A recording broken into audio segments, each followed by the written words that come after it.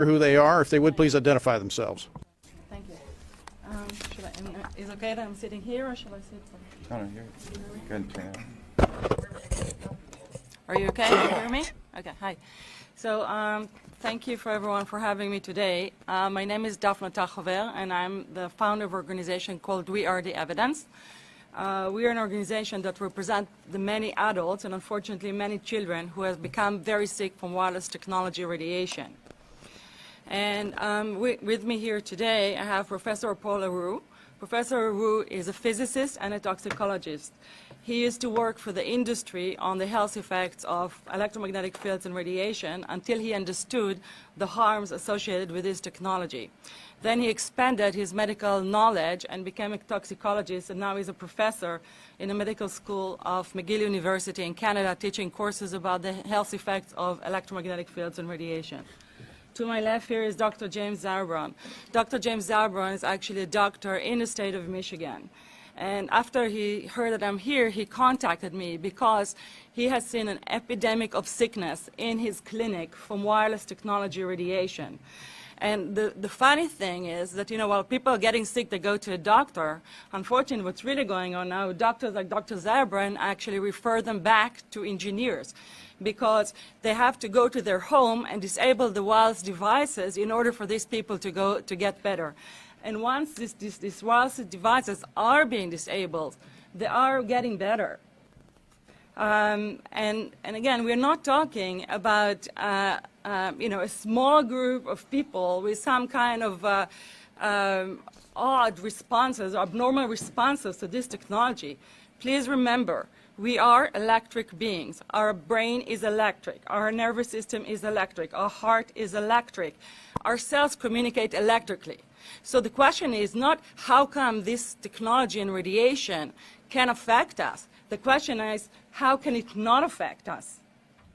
Now, I want to share with you a little bit how I started with this. So actually, I'm an attorney in New York and in Israel, and I actually have a telecommunication background. I was a telecommunication and computer officer in the Israeli army. I managed the computer and telecommunications center of the Israeli Operations Center and headquarters. So wireless technology was my profession.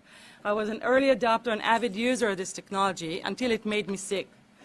In 2009, I moved to Princeton. My ex-husband is an MD, he has a PhD in molecular biology, and he got a job at the university. I thought it's time to start a family.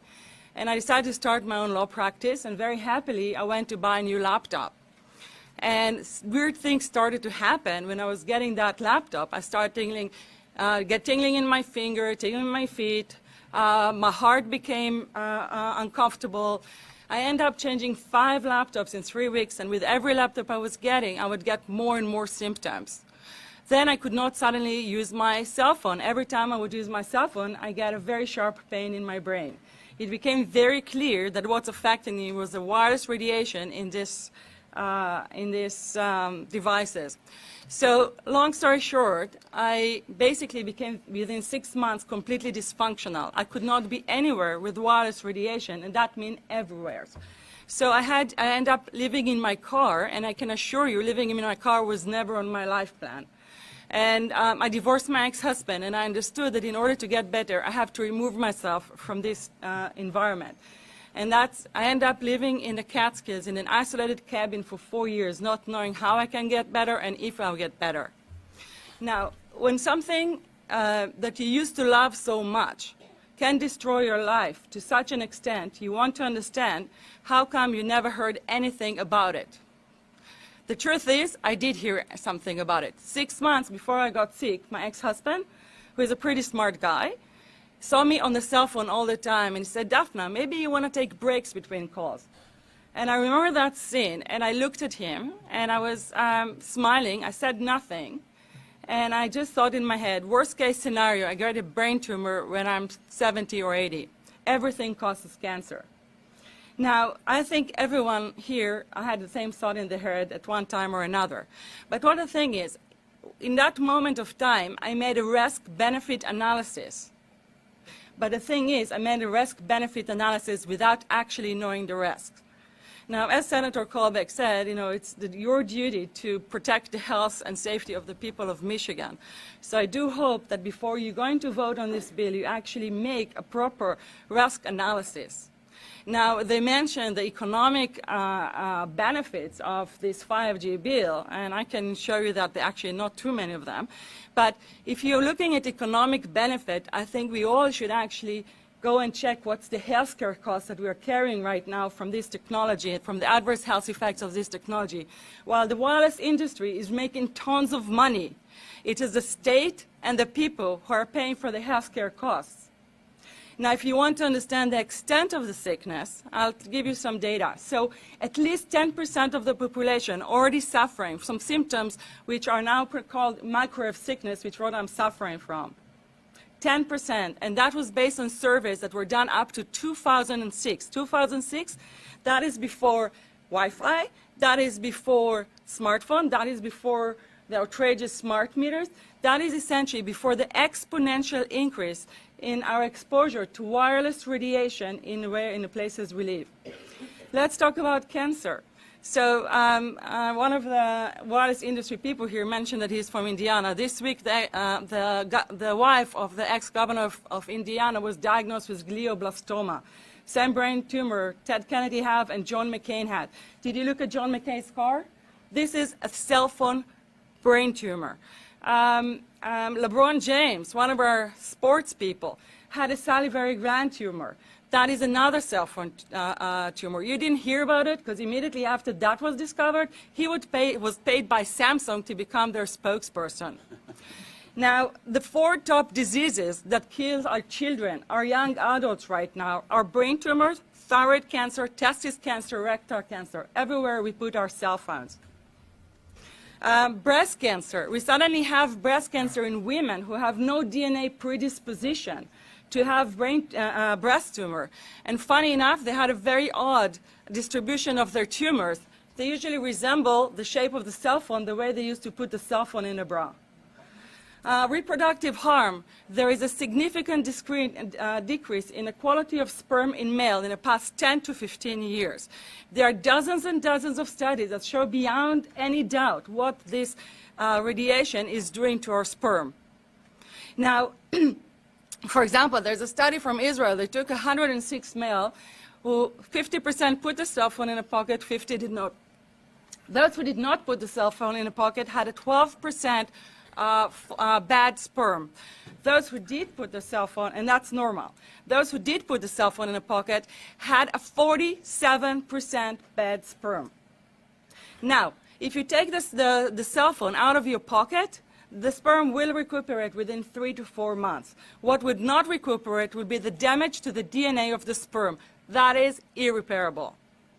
Let's talk about autism. In the past 10 years, we had the rates of autism tripled. There's a study that was done by Professor Martha Herbert from Harvard University, MD, PhD. She's one of the world's biggest experts on autism. In 2013, she decided to check whether there's possible correlation between this radiation and autism. She thought she was going to have a short paper, a few citations. She ended up with a 60-page paper with 550 references. Now, there was no one study that showed, yes, this radiation is causing autism. I'm sorry, just a moment. But there was a study that showed what people with autism have, and a study that showed what this radiation is causing to our brain, and there were a lot of similarities. She concluded, yes, a correlation is possible. And now when children are coming to her clinic, she tells the parents, remove wireless, and the children are getting better. Later on, you're going to get a package from me, and in that package, there's a testimony. A few days ago, I went to Facebook to a group called EMF and Autism. And a mother there put a notice what happened after she removed the wireless from her house. Her autistic child suddenly improved, and after not being willing to touch a pen since the day he was born, now he cannot stop, write anywhere and everywhere. I gave a lecture here in one of the towns, and actually an autistic young man at the age of 32 came to my lectures because he wanted me to talk to his mother that he's affected by this radiation. She did come to the lecture. She got convinced. They removed the Wi-Fi from his environment. Within 3 days, his nosebleed stopped. His brain works much better. He feels much brighter. And now he thinks that he can go to university and he plans to do so. So we have scientific evidence. We have human evidence, but we're ignoring it. Let's talk about ADHD. ADHD more than doubled in the past 10 years. So there's Professor Hugh Tyler from Yale University. He is the head of their OBGYN department. And he conducted a study on mice. He exposed the mice to this radiation when the mice were pregnant. When the mice baby was born, they actually had a different brain, and they manifested the same symptom manifested by adults and children with ADHD. Recently, a summary of 5 studies, on 83,000 women showed that when these women were exposed to this radiation, the women who were exposed to this higher level of radiation had higher rates of children with ADHD, with basically behavioral and attention deficit disorders. So all of this info and data is from the past 10 to 15 years. Not only this data supports directly that this radiation is causing. Think about it, what changed in our environment most significantly in the past 10 to 15 years. So the thing is, we've been looking the other way. The data, the science is conclusive, and we're talking about 10,000 studies that prove the harms of this technology beyond any doubt. But we do studies in order to warn us as what will happen to humans. But we now have the human evidence, and it is clear and conclusive, but we ignore that as well. Well, so one evidence that we now cannot ignore anymore, that's the NTP study that Senator Colbeck mentioned. So in 1999, and there's a long story into it, I'm not sure can get to it later. In 1999, the federal government, in 1993, the CTIA, the Wireless Industry Lobby Association, after it was sued for a brain tumor that a man sued for a brain tumor that killed his wife, in 1993, the wireless industry said, okay, you know what, we're going to learn this topic. We put $25 million into studying this topic. Now, what do you think happened to those studies? Nothing. Nothing came out of them. I would not tell you who they chose to handle those studies. Anyway, so after nothing came out of it, in 1999, the FDA said, you know what? We will do a study.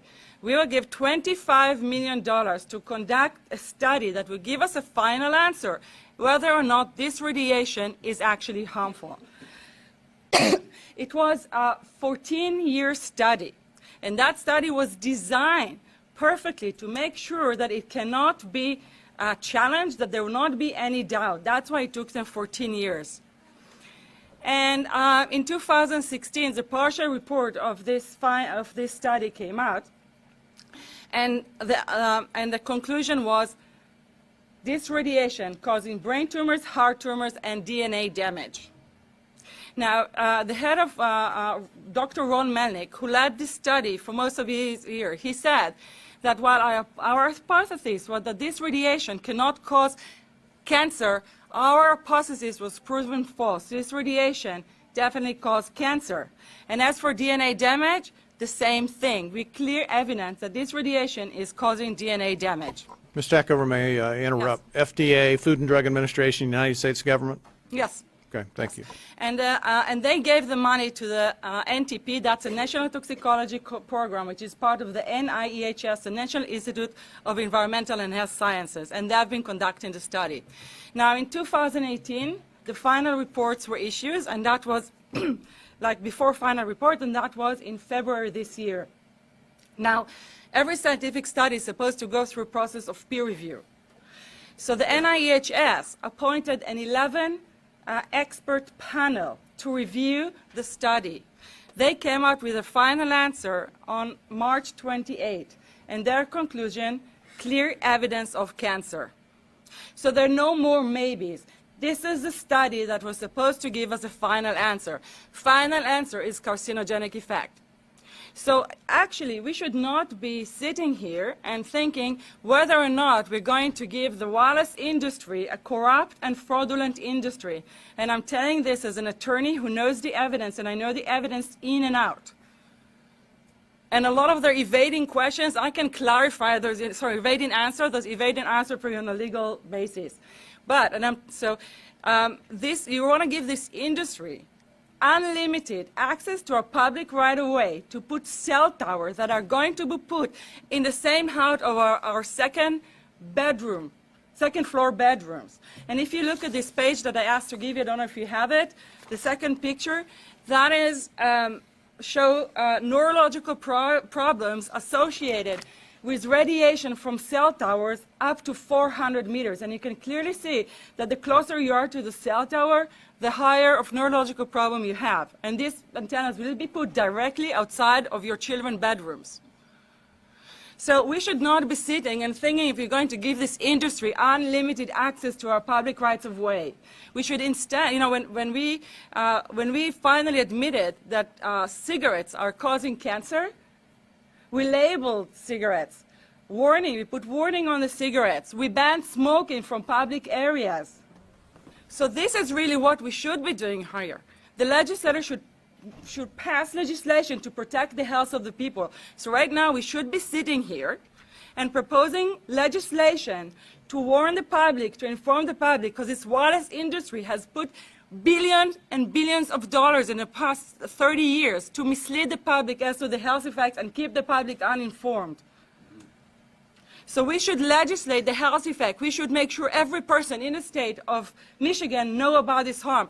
All of those people who had smart meters, a LED smart meter, forced on them on their home should be informed that this radiation from those meters can cause them cancer and DNA damage. And they should have the right to demand the removal of those meters. We should remove Wi-Fi from schools. And I'll say a word about the Wi-Fi from schools. When I got sick and I learned that they're putting Wi-Fi in the schools in Israel, I was very sick at the time, but I could not tolerate the thought that children in the schools will become as sick as I have. And I had no way, I didn't know how I'll do it, but I decided to fight the Israeli government on this, because I did not want my nieces to become sick. And after a few months of correspondence, I submitted a Supreme Court case in Israel to ban the use of Wi-Fi in the schools and replace them with wired network. Now, I'm not against technology. I'm in favor of safe technologies. And let's make it clear, there are numerous ways to make this technology safer. The wireless industry knows that. For example, and I can explain, there's something called modulation. Modulation found to be the most harmful element of wireless technology.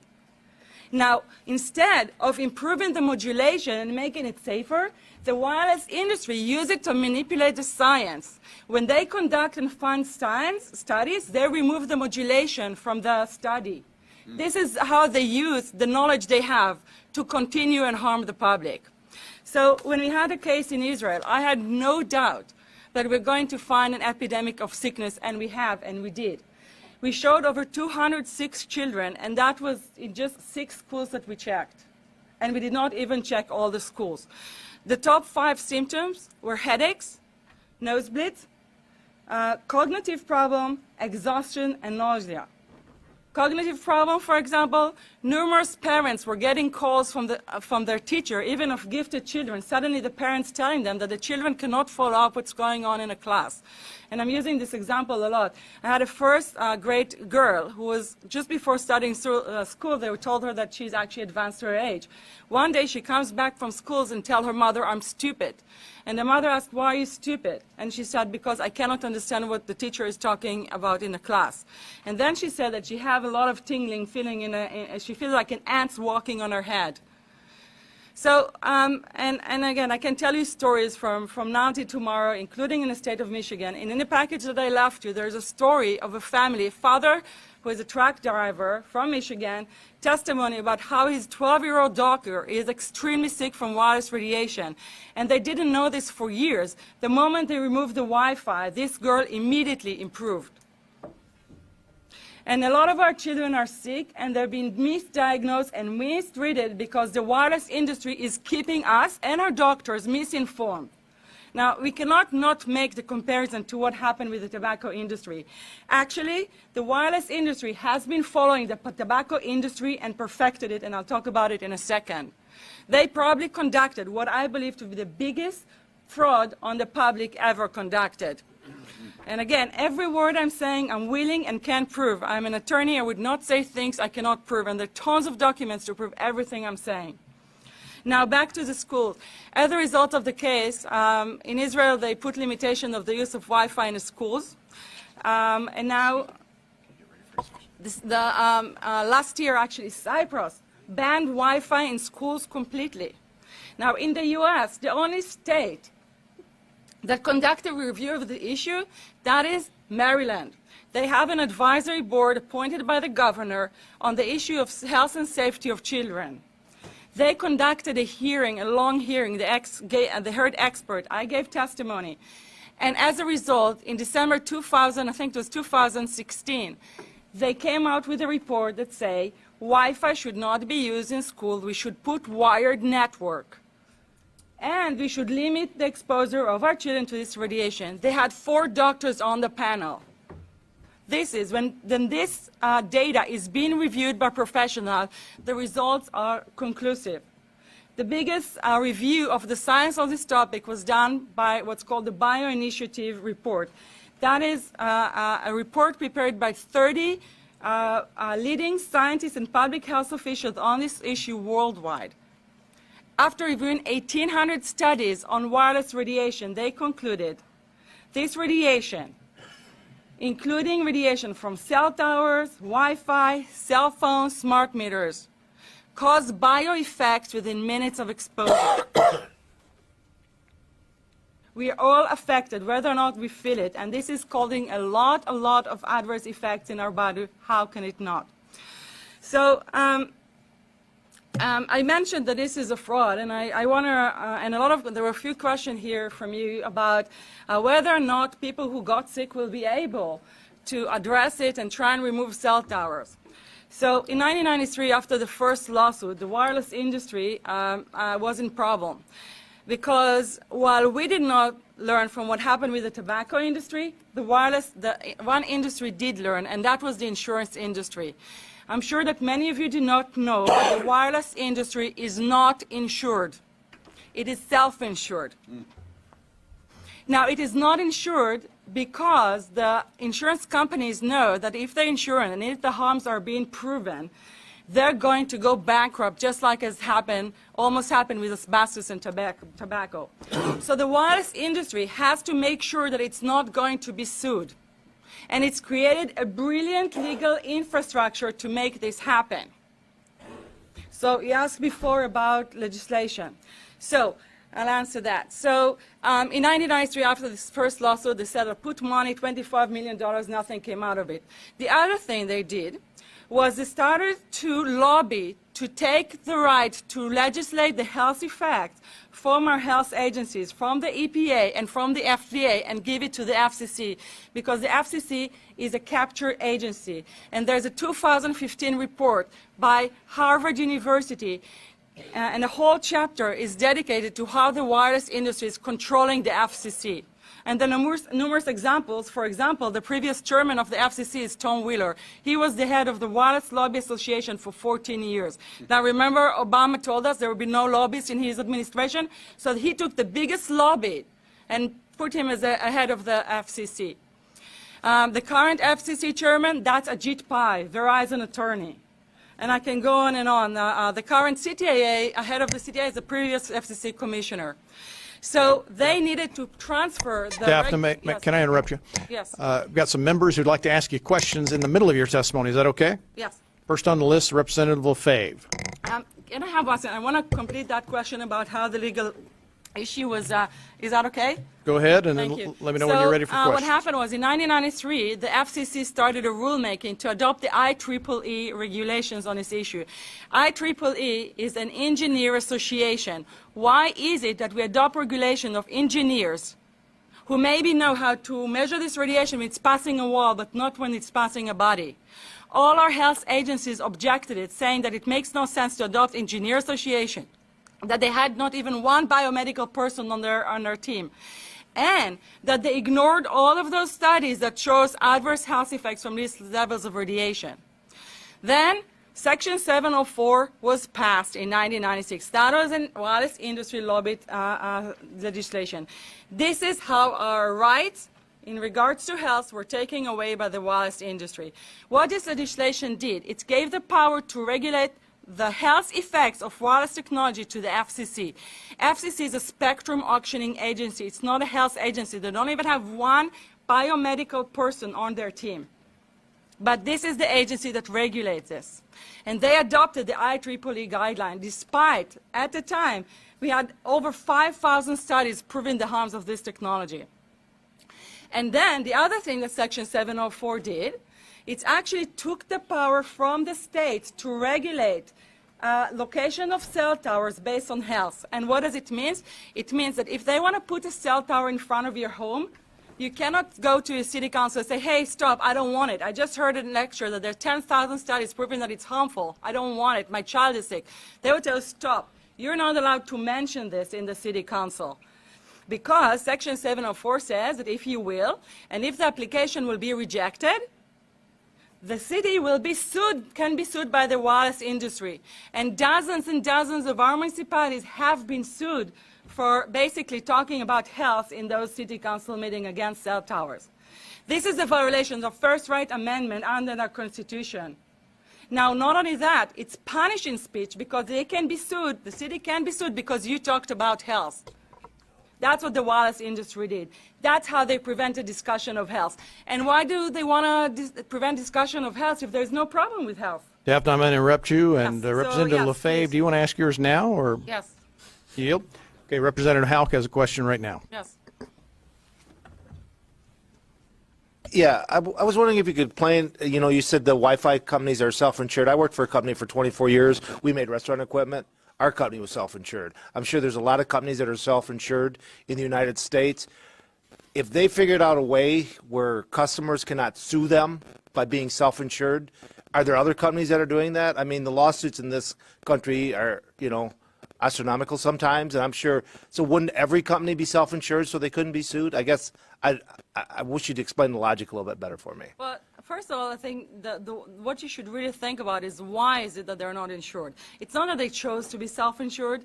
They're actually rejected by the insurance company from being insured because they understand the risk.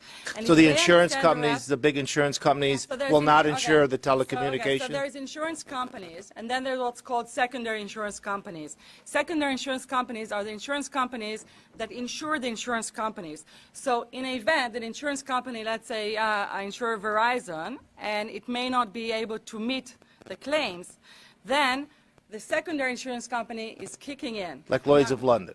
Sorry? Like Yes, Lloyd's of exactly. London. So two leading one would be Lloyd's of London and Swiss Re. Both told the insurance company not to insure the wireless industry, and this is why they're not insured. And that should give you a hint. Now, this is exactly why they have to prevent a health lawsuit. And how do they prevent lawsuit? That goes back to Section 704. So the next thing that happened with Section 704 is, let's say they put that cell tower in front of I your mean, home. not to, No, it's getting like- away from the cell tower. So if someone came up and could credibly show, and they can't go to a jury trial and say No, this, we cannot. So what happens? you cannot go to any court and you That is cannot right sue now them the into problem, court. Sir, the Third Circuit appellate decision. So people who tried to sue for the damage that was caused to them. So the wireless So industry. that's one decision. That appellate court, that you is can go to right. another No, appellate court, so right? Exactly. So let me answer, sorry, one answer. Section 704 basically take our right to have redress under federal law. So then you can go and now sue for the damage that was caused to you, and that's under state law.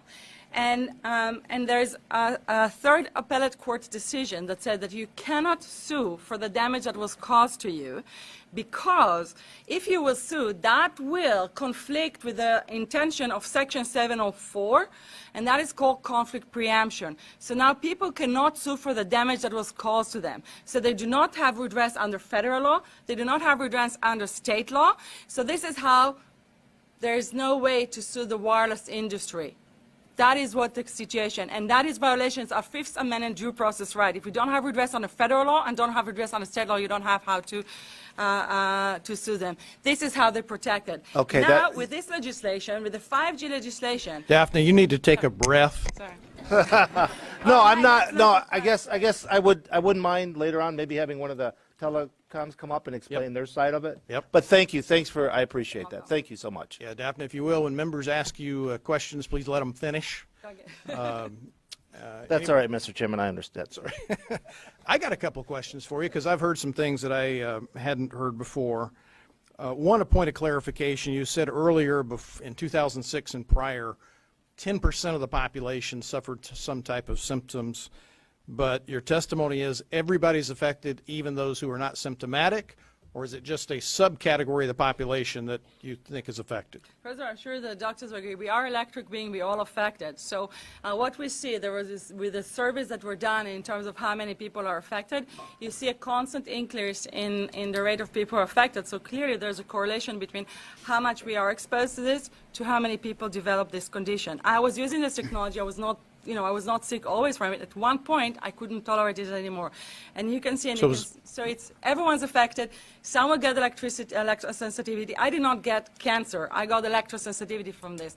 Everyone has their own predisposition, and they'll have different effects.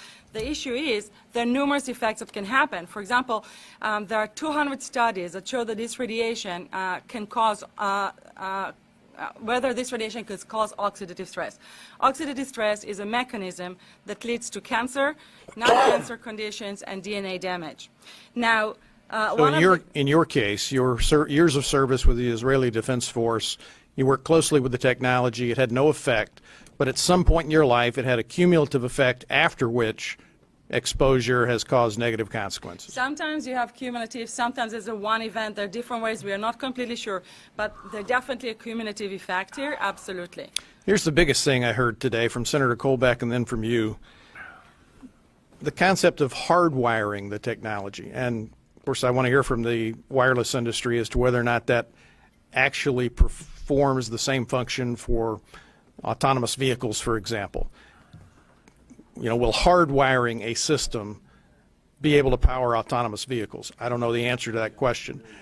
I'll answer, yeah.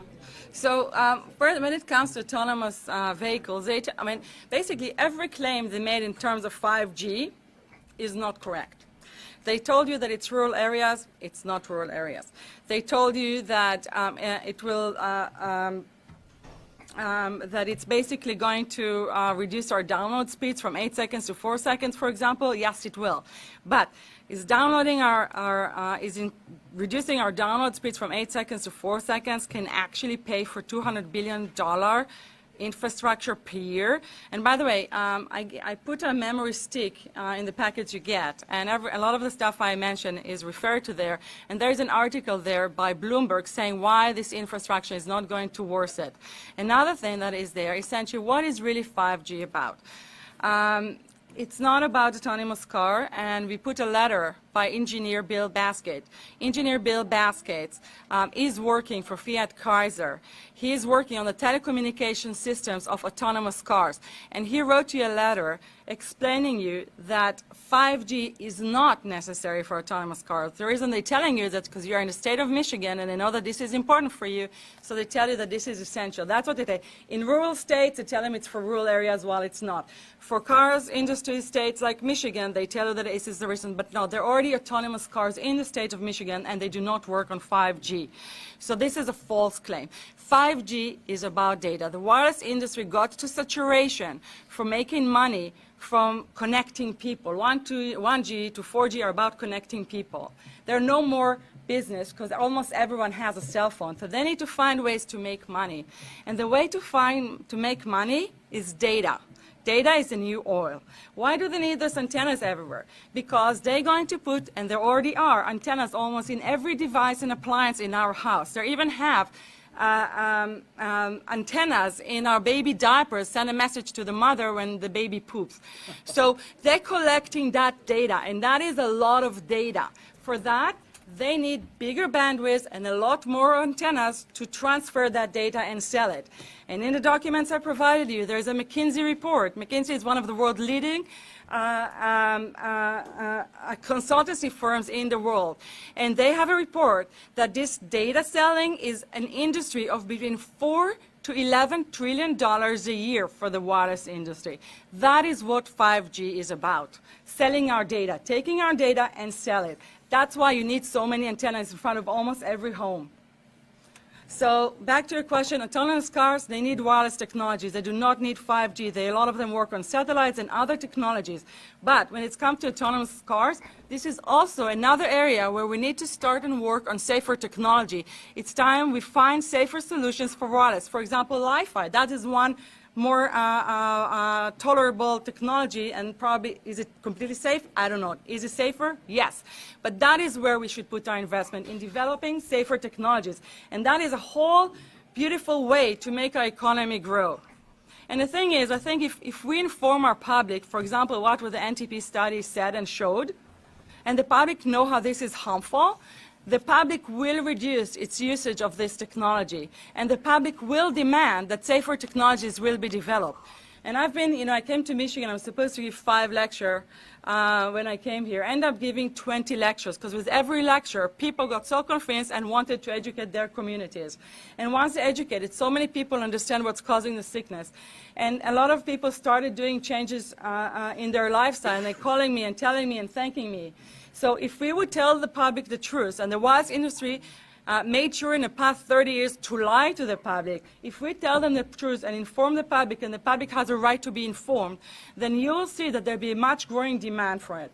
And if I may say, I think that if public really knew what the 5G is about and what this wireless technology is doing, the public will be here. Many, many people would say, do not vote for 5G. 5G is a power grab by the wireless industry. They already took our rights to object this technology based on health effect. Those big bills that they've been pushing every state in the country are very sophisticated legal documents that takes our rights to the public rights away. They want a 5G? Okay, let the municipalities and the people make a decisions if they want it, how much they want it, if they want it in front of the homes. Don't let the wireless industry make the decision for them, and that's what that bill is about. Taking our rights to our public rights away. You can... Ms. Tachover, yeah. do you, let me ask you 2 questions. Number 1, what was the outcome of your lawsuit against the State of Israel? We lost the case, and I want to make sure. We won the first case in the terms that we proved the evidence. I can explain in details. We lost the case, but as a result, as I said, we forced the government, while in the case, to put limitations on the use of Wi-Fi. Wi-Fi is banned up to the age of 6. It's allowed 1 hour up to the 3rd grade, 1 to 2 hours up to the 6th grade. Wi-Fi has to be turned off at all other times. In the public schools Yes, of the in State of Israel, okay. And do you want to allow time for testimony by Mr. Haro and Dr. Zebram? I think Dr. Zauerbrand and Professor Ru here to answer questions. If you have more scientific questions, Professor Ru can be answering it. About the sickness in the state of Michigan, the Dr. Zauerbrand, he can absolutely answer to that. And I'm sure he has. I know when he talked to me, the stories are just heartbreaking, but also encouraging that once people removing wireless from their home, a lot of the health effects are disappearing. Gentlemen, do either one of you want to offer testimony?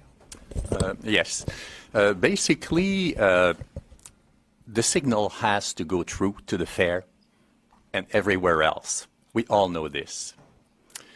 The problem with 5G is that it is a poor implementation of that function.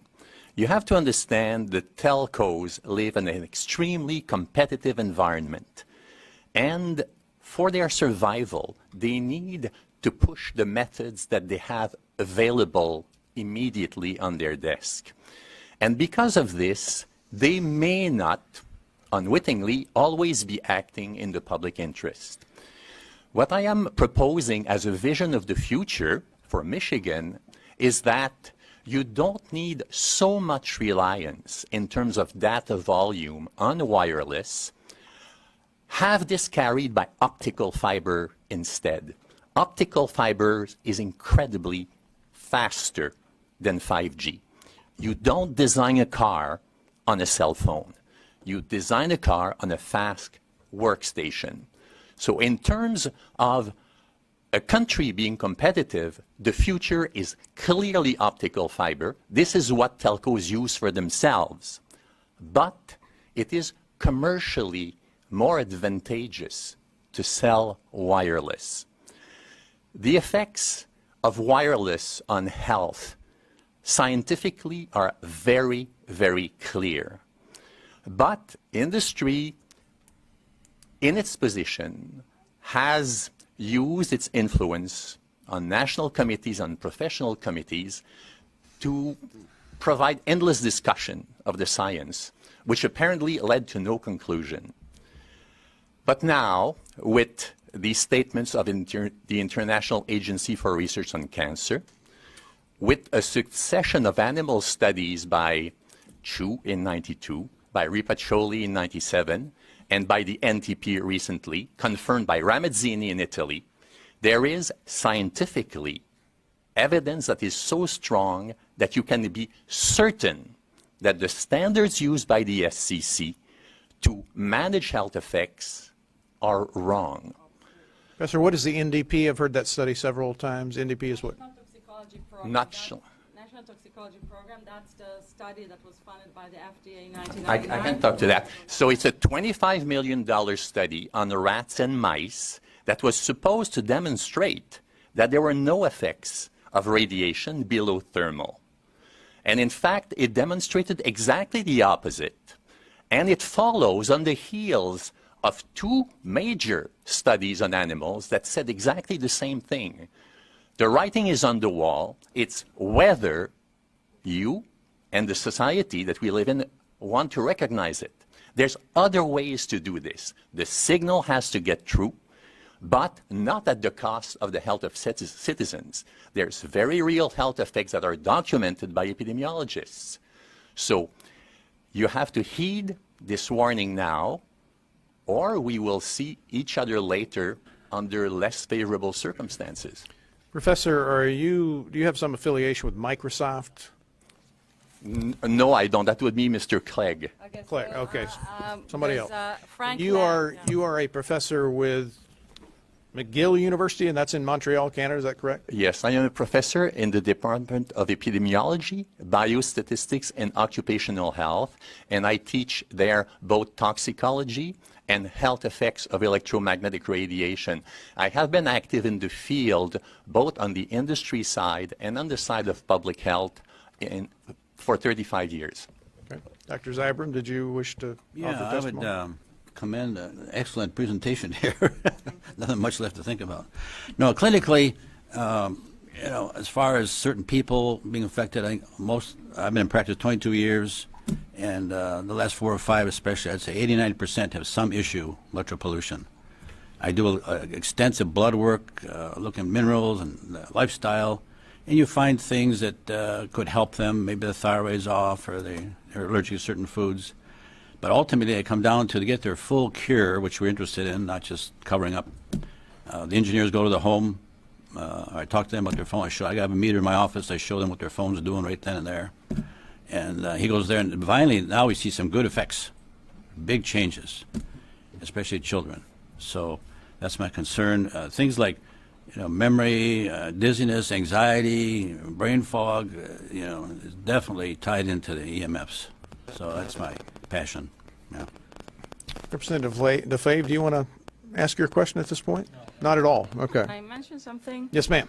When I came to Michigan about a month ago, a few days after that, there was some kind of a hearing, and we heard on the radio one of the representatives saying that considering what happened with Flint and with the NASA, we have to ask ourselves, how did we get here?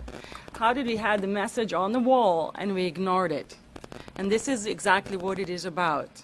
We should not have a hearing here in a few years saying we knew about it and we did nothing about it. And I want to add, in the past year, I've been trying to, awaken attorney generals of the United States to do this job and take this on, just like they took the tobacco industry. Unfortunately, the attorney generals are funded by this industry. And when the wireless industry learned what I'm doing, actually, they started a stupid defamation about something I never said to bar me from going to their meetings. So basically, it's a criminal offense. It's called a group boycott. And there is no evidence for that they wanted to bar me, and they could, because they're funding all the Attorney General conferences. In one of those conferences, I actually spoke to the Deputy Attorney General of the state of Michigan. His name is Matthew Schneider. And he actually got convinced by what I said. He came back to his office and to the Attorney General's office of Michigan, and he told them this is real. I actually, in this visit, I met with the Attorney General's office, and when I gave them my presentation, I said, don't worry, you pitch into the choir. We are convinced. But when I asked them to take action, they said, we have too much to do with Flint and Nassar. We cannot do anything about it. I'm sorry, Flint is terrible, Nassar is terrible. Those are tiny, tiny issues compared to wireless health effects. All our population is affected. We need to take action. Now, I don't know, this is not about taking action on this right now, but the one thing this is really about is this 5G legislation that will be able to force more radiation in front of people's home. This is something that should definitely not pass. Now, Ms. Tachover, I committed 45 minutes to your Thank you very testimony. much. You got about 3 left, and then we're going to try and squeeze in at least several more people before we Thank you. recess 15 minutes after that. appreciate it. You done? Okay. We appreciate your testimony.